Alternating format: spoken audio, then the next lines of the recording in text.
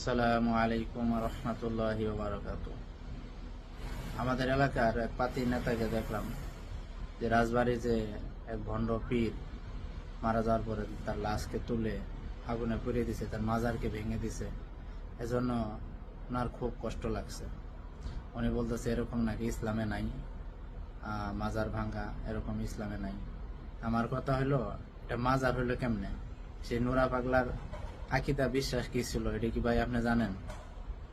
সে নুরা পাগলা নিজের খোদা দাবি করছে, ইমাম মাহাদি দাবি করছে, কাবার আদলে তার মাজার বানাইছে, তার অনুসারীর মাজার বানাইছে। যে লোক নিজের খোদা দাবি করে, যে লোক নিজের ইমাম মাহাদি দাবি করে, তার মতো ভণ্ড আবার মুসলমান হয় কেমনে? তার কবরকে আপনারা মাজার কিভাবে আখ্যায়িত করেন? সেটা তো মাজার হইতে পারে না। তার সাথে বড় কথা হলো সেই লোক খ্রিস্টান মিশনারির হয়ে, সে এবং তার ছেলে খ্রিস্টান মিশনারির হয়ে বহুদিন থেকে কাজ করতেছে, বহুদিন ধরে তার এলাকায় কাজ করতেছে। বহু মুসলমানকে সে খ্রিস্টান ধর্মেও রূপান্তরিত করছে। তো এরকম একটা লোক মারা যাওয়ার পরে কাবার আদলে একটা মাজার বানাইলো, এটা আপনারা কি মনে করে নেবেন যে সে এখনো কি মুসলমান ছিল? যে মুসলমানের মাজার ভাঙা যাব না, সে কি মুসলমান? সে যদি মুসলমান হয় তাহলে আর কাফের কেনা?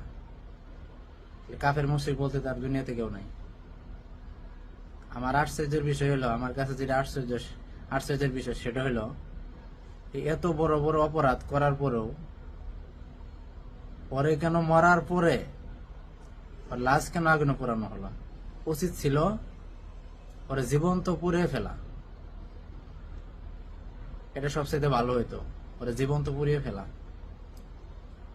আর জীবন্ত পুড়িয়ে ফেলা এরকম ইতিহাস আগেও আছে। হযরত আলী রাদিয়াল্লাহু আনহু কিছু লোক এরকম, তারা আলী রাদিয়াল্লাহু আনহুকেই রব মানত, আল্লাহকে মানত না। অনেক বোঝানোর পরও যখন তারা না মানছে, এই জিন্দিকদেরকে পুড়িয়ে মেরে ফেলছেন। যা হোক, সেটা হলো ভিন্ন আলোচনা। যদিও উনি পরে ওনার এই মত থেকে ফিরে আসছেন। তো আমার কথা হলো, এরকম মানুষের আক্রোশ থেকে উনি যে ধরনের কাজ করছে, এই নোরা পাগলা যে ধরনের কাজ করছে, রাজবাড়ির নোরা পাগলা, ওকে জীবন্ত অবস্থায় পুড়ে ফেলা উচিত ছিল। তারপরও দেখেন মুসলমানেরা কত ধৈর্যের পরিচয় দিছে। সেখানে মানববন্ধন হয়েছে, সেই কবরকে মাটির সাথে মিশিয়ে দেওয়ার জন্য মানববন্ধন হয়েছে। প্রশাসনের সাথে আলোচনা হয়েছে অনেকবার, কিন্তু প্রশাসন কোনো ব্যবস্থা নেয়নি। প্রশাসন যখন কোনো ব্যবস্থা না নিছে, তখন কি তৌহিদি জনতা মুসলমান, সাধারণ মুসলমান তার কবরকে মাটির সাথে মিশিয়ে দিছে। সেই কাবার আদলে যে মাজার বানাইছিল সেটা মাটির সাথে মিশিয়ে দিছে এবং তার লাশকে পুড়িয়ে দিয়েছে। এটা উচিত কাজ হয়েছে। এটা আমার মতে কাজটা একদম পারফেক্ট হয়েছে। আরো ভালো হইতো যদি তাকে জীবন্ত পুড়িয়ে ফেলা হইতো, এটা আরো সবচেয়ে ভালো হইতো।